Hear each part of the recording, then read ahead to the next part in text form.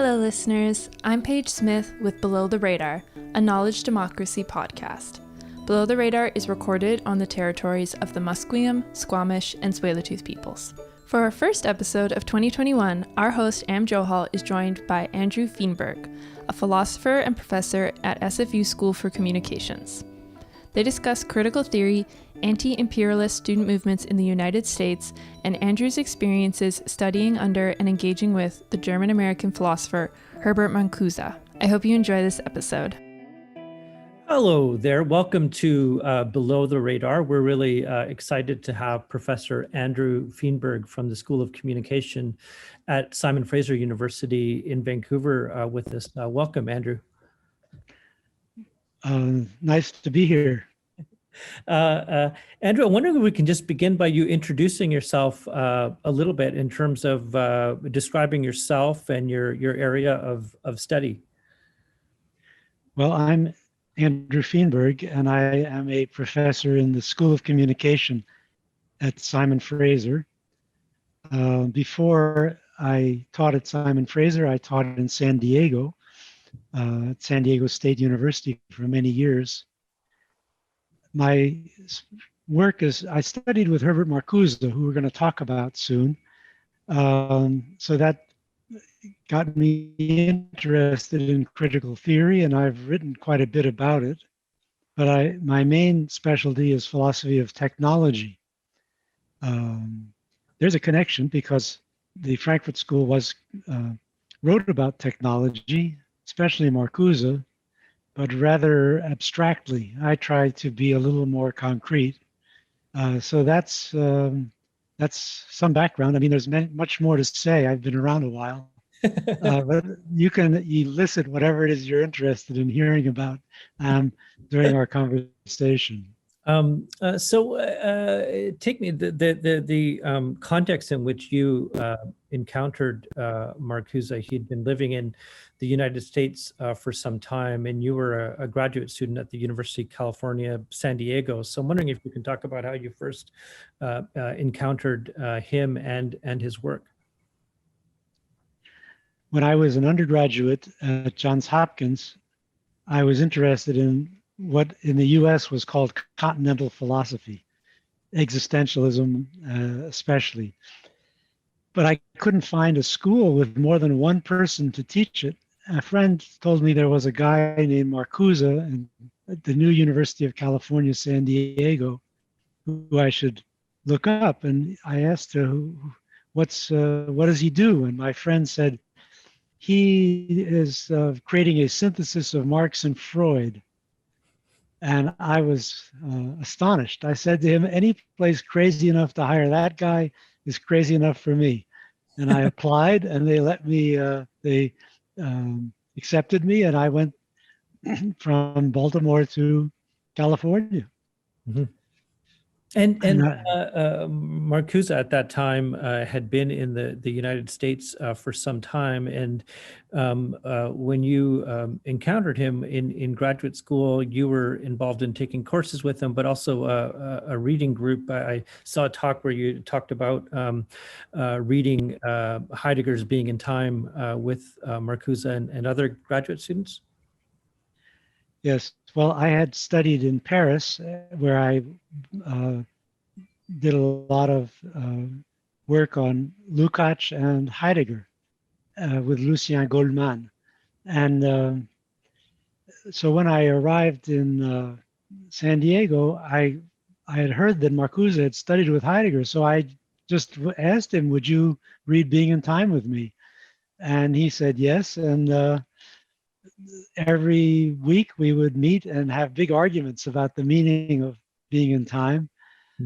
I was much more Husserlian and argued that the analysis in Being in Time was similar to Husserl's phenomenological analysis.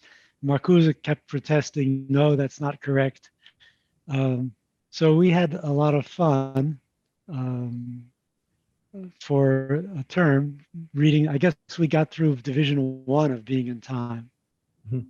And of course, Marcuse had a very intense and antagonistic relationship with Heidegger at a personal level for obvious reasons. And I'm wondering, in your encounters with Marcuse, how he spoke of not just Heidegger's work, but Heidegger in other realms. There was the correspondence with them after the Second World War, as well, shortly after his work with the Office of Strategic Services. But in the Marcuse that you met in the mid to late 60s, how would you characterize his placing of Heidegger's work? Well, he didn't talk to me directly about this, but one of the other professors in the department was Frederick Olofsson, and Olofsson was a Heideggerian. And so he was interested in Marcuse's views and interviewed Marcuse. And that interview is published. You can find it. Marcuse told him, he asked Marcuse, what do you think about Heidegger, and what did you think about him when you were his student? And Marcuse said that when he was Heidegger's student, he was a loyal Heideggerian, and then later he had completely broken with him. That's just not true. His memory was faulty. If you read the things he wrote while he was Heidegger's assistant in the late 1920s, it's quite critical. He was transforming Heidegger's theory in Being and Time into a Marxist theory. And so he said things like, Heidegger had this category of world, and Marcuse said, well, you can't just talk about world, you have to talk about the different worlds of the peasant and the petit bourgeois and the bourgeois. So he's Marxifying Heidegger in the late 1920s. And this is very different from being a loyal disciple. And then later on, there's still an influence. He absorbed some fundamental ideas of Heidegger's into his Marxism. And there's only a few traces of this. For example, in One Dimensional Man, there's a quotation of Heidegger's essay on technology, but there's more to it that he just didn't want to talk about. So I think it's because one of the great philosophical debates of the 20th century, until French theory took over, was between existentialism and Marxism.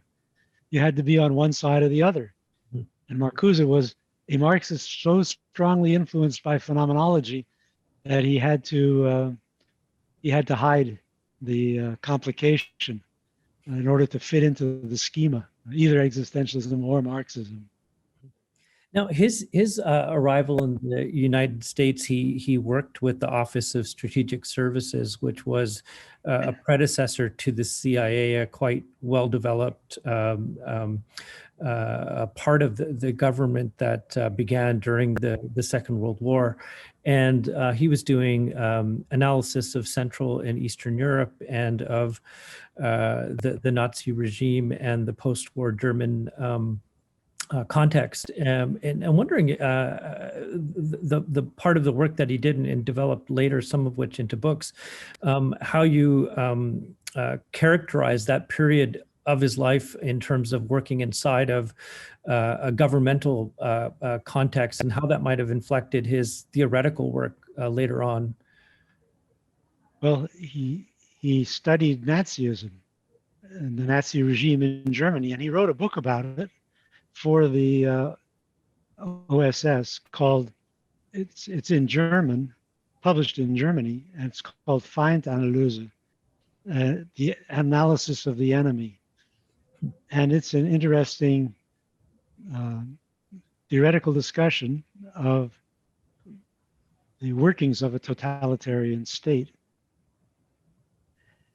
He worked there with Barrington Moore, a famous historian, and later, when I was a student in UCSD, he introduced Barrington Moore, who gave a lecture there, by saying that he and his friend had tried to understand the Nazi regime for the US government, and then been sent to Germany to figure out how to denazify the new Germany, and he concluded we failed completely. So, um, so I don't really know what effect it had on his later work, having worked for the government. It's hard to know, and he certainly didn't discuss that.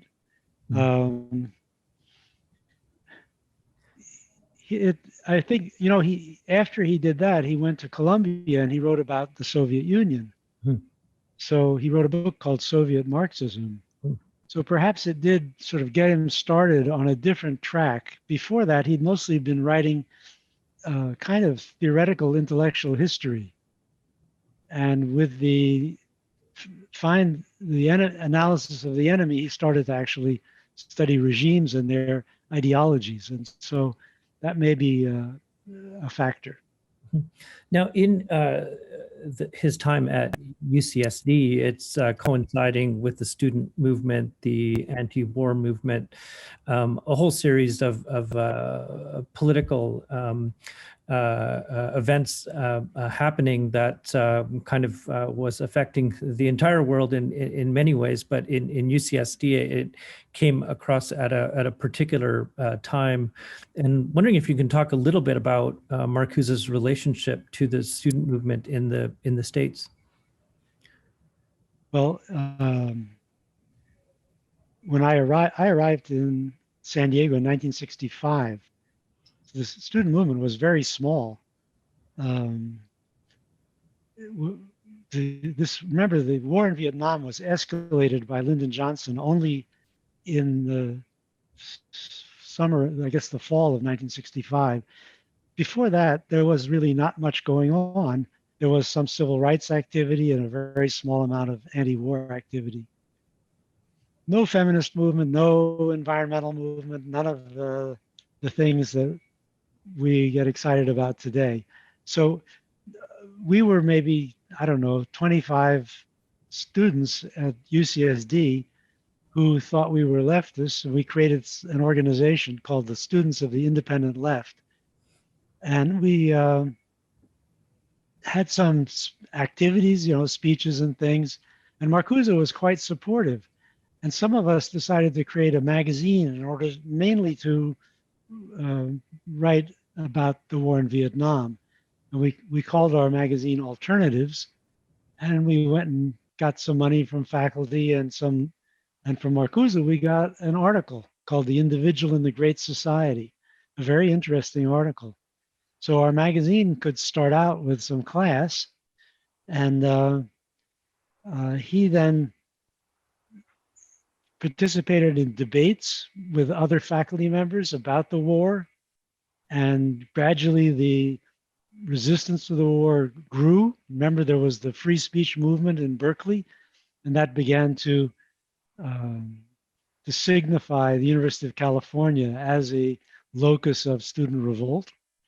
And it gradually came down to the southern regions of the state. So Marcuse was speaking to more and more people. The movement was growing rapidly at the end of the 60s, and he was a key figure in terms of the sort of the theoretical basis of the movement and the authority of Marxist. I'm not sure how to put this. You know, there was a Marxist tradition, of course, not this Communist Party, which no one was interested in, except maybe Angela Davis.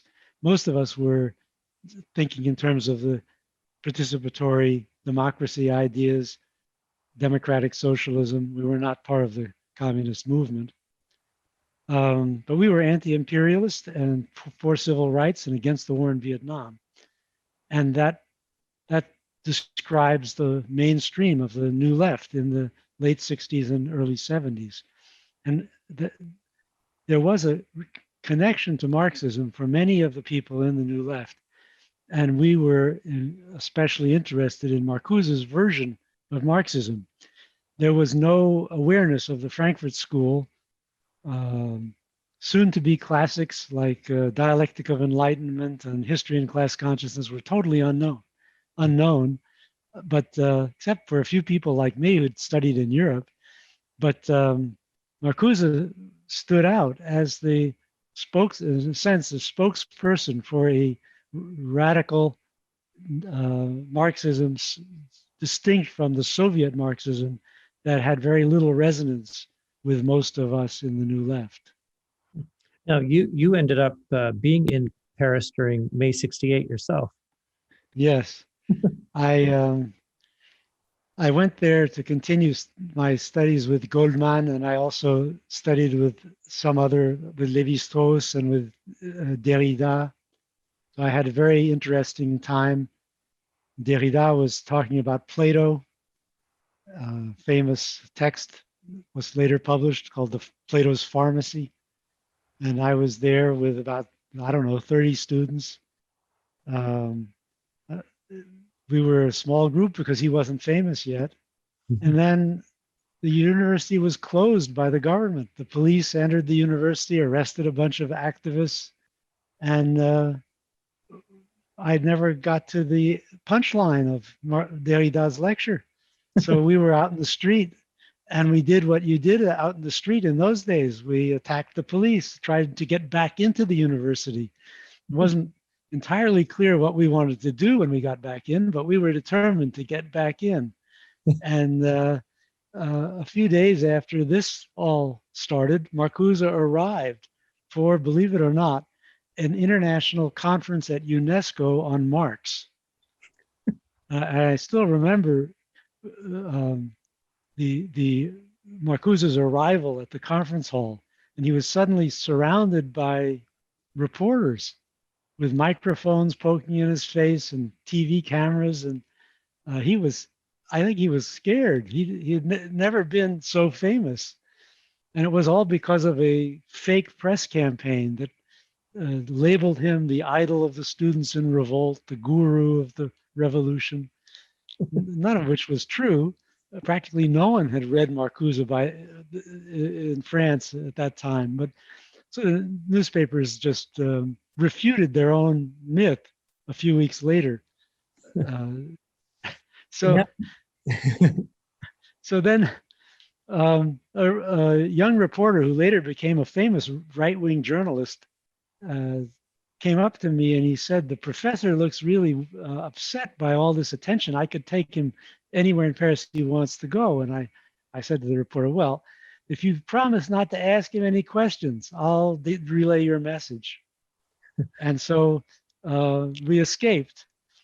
And he had a little car, and we drove out of the UNESCO parking lot, and he said, where do you want to go? And Marcuse said, I want to meet the North Vietnamese delegation. The Paris peace talks had just started. And we went to the Lutetia Hotel,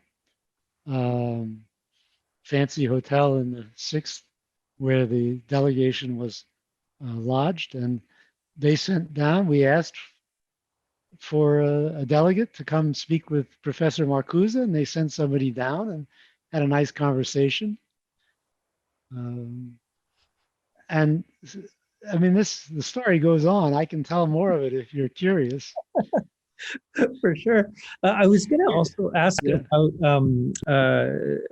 in terms of Marcuse publicly defending Angela Davis when she was arrested around that period and the controversy that ensued.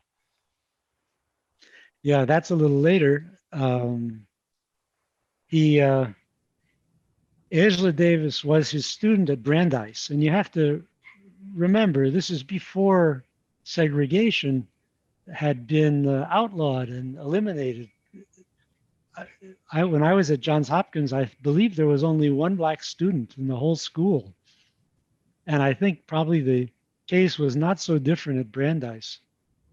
So Angela was a brilliant undergraduate, and Marcuse brought her with him to San Diego when he moved to UCSD. And I'm sure that in her writings you can find out a lot more about what it meant to her to go through this college experience with Marcuse. she became more and more politically active, and eventually she was involved in a sort of Communist Party front group in Los Angeles, and became friendly with people in the Black Panther Party.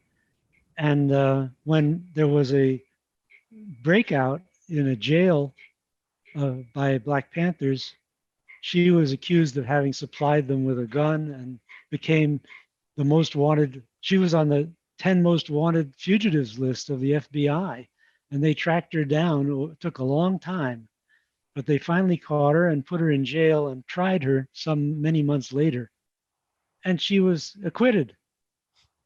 And so you have to believe she was innocent, even though there was all this fuss about her and a lot of attacks on Marcuse for having been her teacher. And those attacks led to tremendous hostility on the part of the conservatives in California and Governor Reagan. And I mean, he was hung in effigy in front of the city hall. There's a wonderful movie about all this called Herbert's Hippopotamus. You can find it on YouTube. So, but eventually they did succeed. The university administration resisted for a while, but they finally succeeded in firing Marcuse.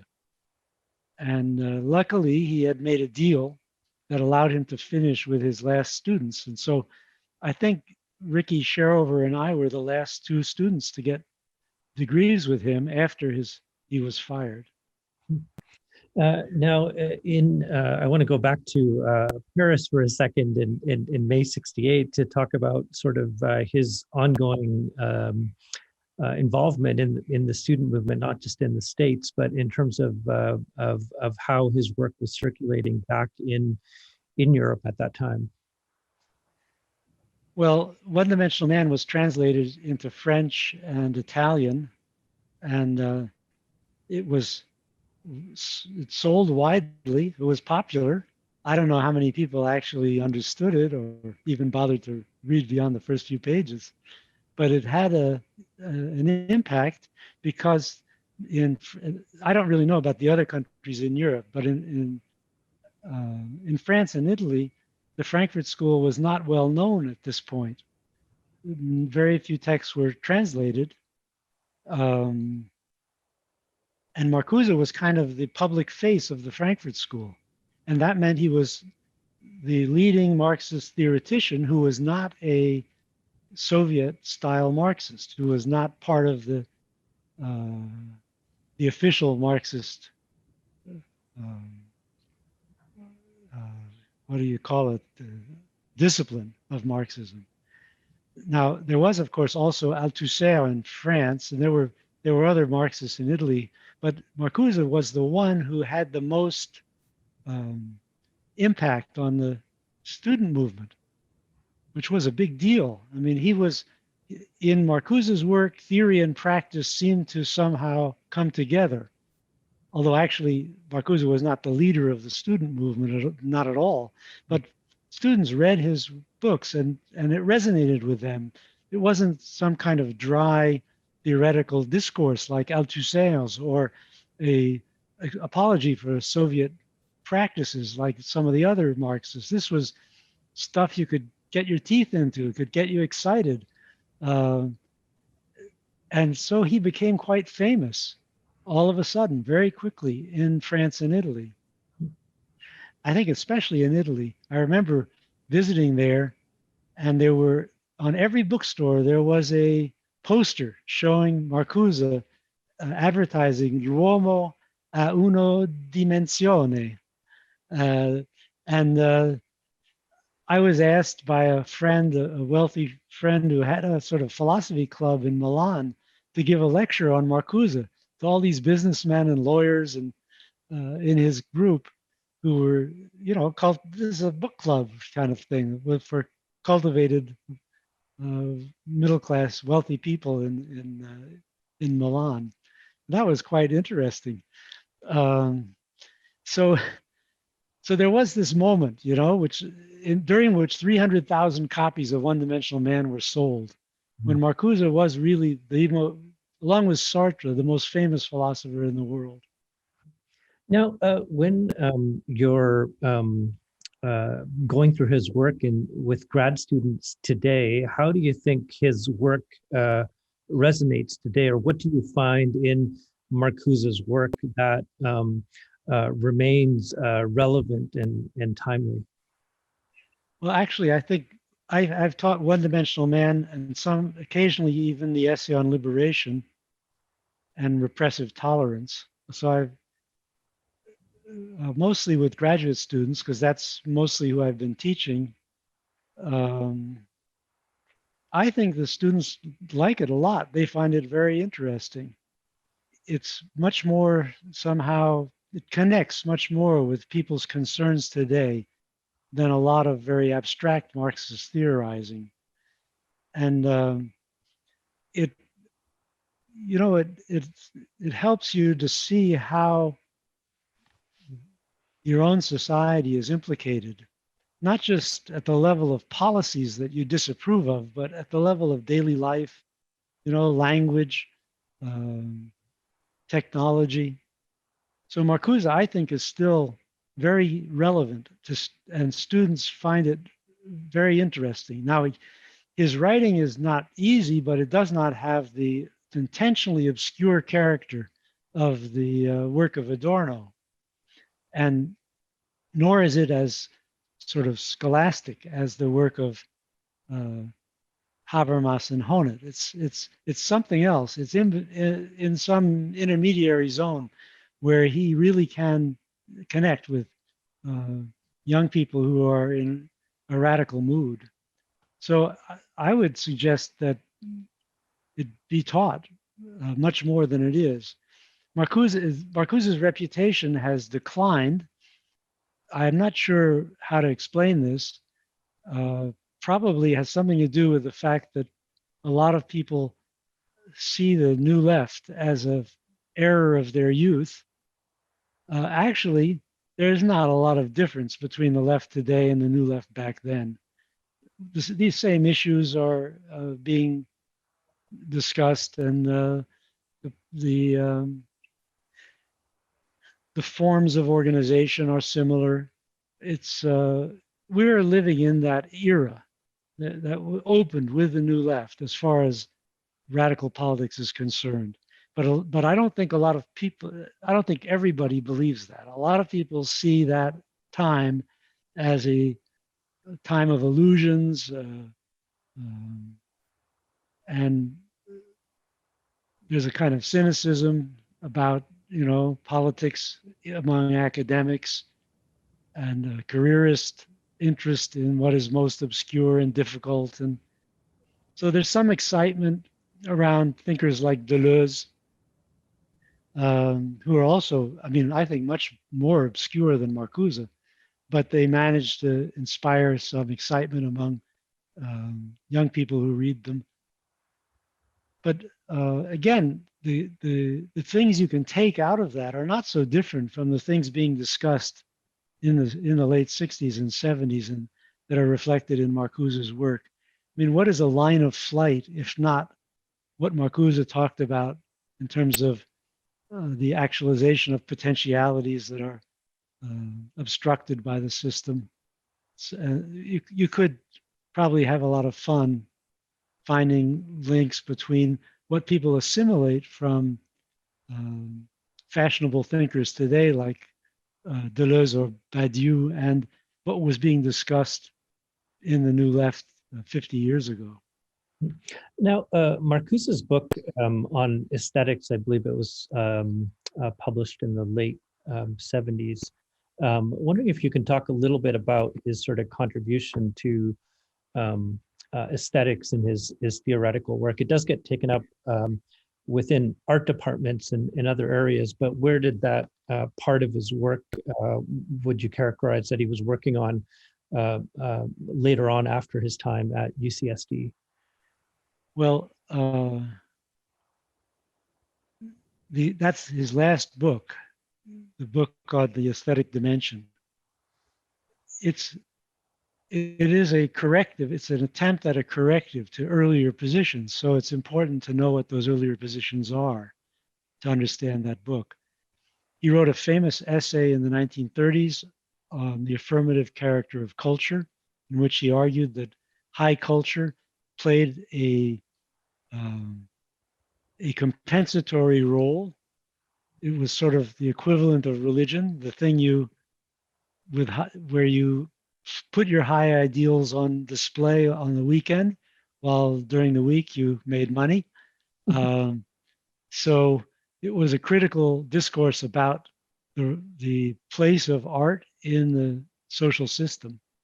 And then many years later, in the essay on liberation, Marcuse completely reevaluated his position and talked about art as the source of a new sensibility that would understand, would immediately through the senses engage with the potentialities of society and the possibilities of a more peaceful and just society.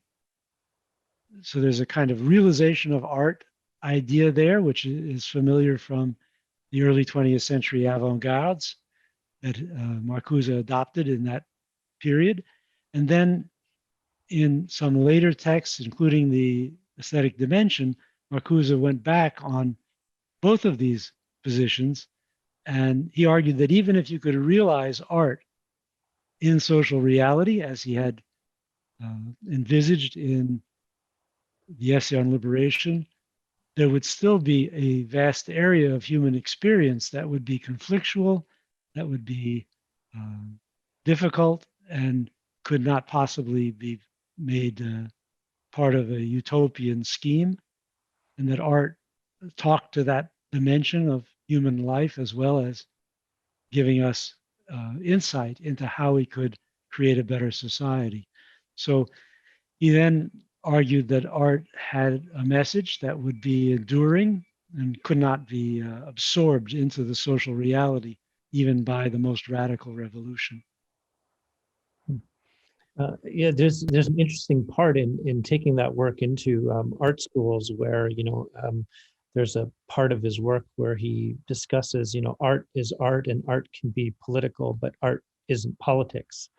There's these sort of distinctions he brings in, and I'm just wondering why that book as his final book, or why was he interested in those questions at that time? Well, that I'm not sure about the answer to that question. Perhaps because of the decline of the movement, Mm-hmm. he became more interested in what could sustain a long-term presence of the idea in society without a strong social movement backing it. And of course, art and philosophy are the main carriers, the bearers of the hopes of humanity against a cruel reality.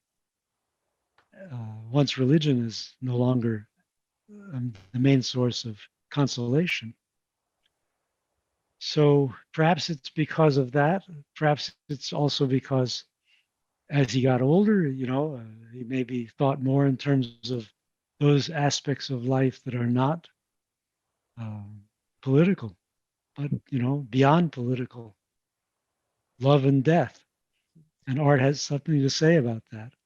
And in terms of how his work gets taken up within philosophy of technology, what parts of it do you find the most relevant in terms of philosophy of technology? Well, that's what I've been writing about. I've written a manuscript of a new book on Marcuse, and the last two chapters are on these questions. He has actually several different criticisms of technology in his work. One criticism focuses on the way in which ideas, practices in everyday life infiltrate and influence scientific ideas and technical ideas. So his example is the notion of rationalization in Weber, the idea that management must be bureaucratic, which Weber developed in his sociology in the early 20th century. And Marcuse argues what he's done is to accept without criticism the actual conditions of management in capitalist society, where it has to be bureaucratic, it has to be imposed from above because the workers don't have any share in the wealth of the enterprise.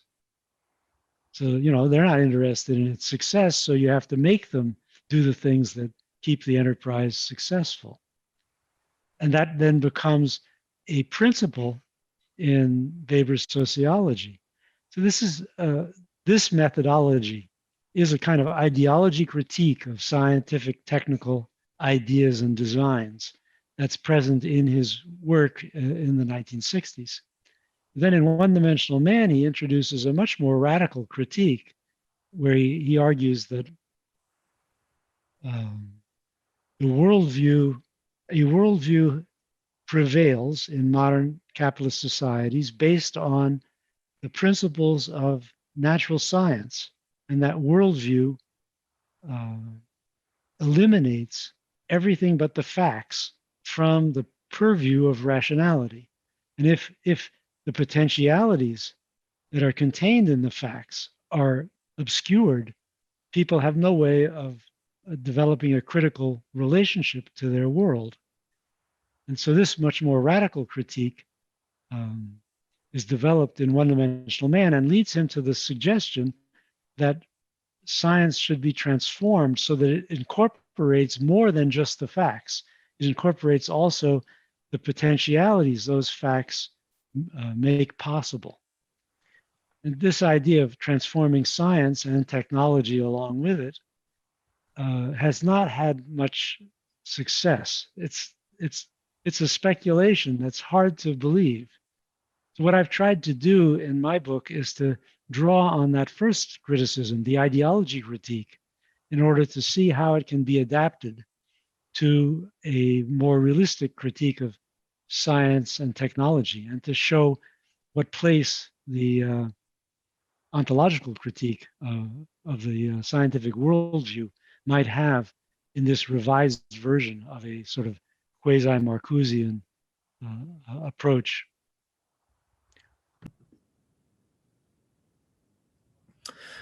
Andrew, I'm wondering what else is in the book, particularly discussions around democracy that you find in Marcuse. Well, this is a controversial issue because Marcuse was not enthusiastic Democrat. He was skeptical. There is an influence on the whole Frankfurt School of Nietzsche, who of course was not a Democrat. The idea of the masses as a kind of problem rather than the solution appears already in Nietzsche. And obviously, for those people who experienced the collapse of democracy in Weimar Republic, the rise to power of Hitler, it's difficult to be uncritical of democracy. There's something dangerous going on in the public sphere, and you have to take it seriously. Well, so of course there's people counter that, well, this is very elitist. Who's Marcuse to talk about, the flaws in democracy? I mean, we should just go with what the public wants. But the public, Marcuse said, is so thoroughly manipulated that you can't really if you just accept whatever the public wants, you are accepting essentially the product of a manipulation. Not, of course, not always, but often. And so you need to be critical of the public and not just accept it as the voice of God. The Vox Populi is not the Vox Dei. You have to look at the sources, the reasons behind what the public chooses, and try and that means that there is a role for enlightenment of the public, for arguing with it and disagreeing with it. Now, you understand that in the 1950s and the early 60s, the US was a country of extraordinary conformism. And essentially, the television determined people's views to a very great extent. It was very difficult to penetrate that conformist veil that covered over the whole public sphere. So it's not surprising that Marcuse, as a Marxist in the US in that period, would have a critical relationship to democracy. And of course, today, with 72 million people voting for Donald Trump, who is a catastrophe of the worst sort, you can understand that this is not just a personal elitist attitude. It's a reckoning with a real problem in democracy, the problem of the credulity of the public, the success of demagogues, and the danger of democracy.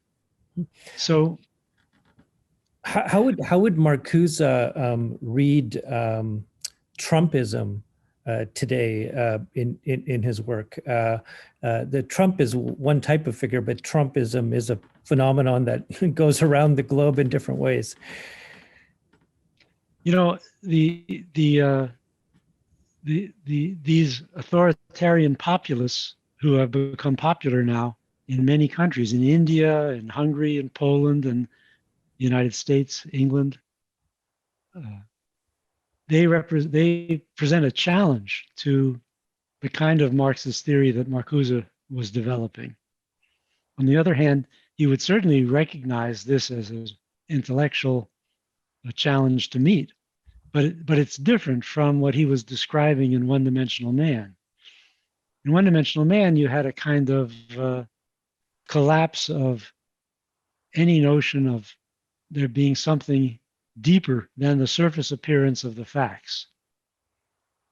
And if you just live by the facts, then those who create the facts control you.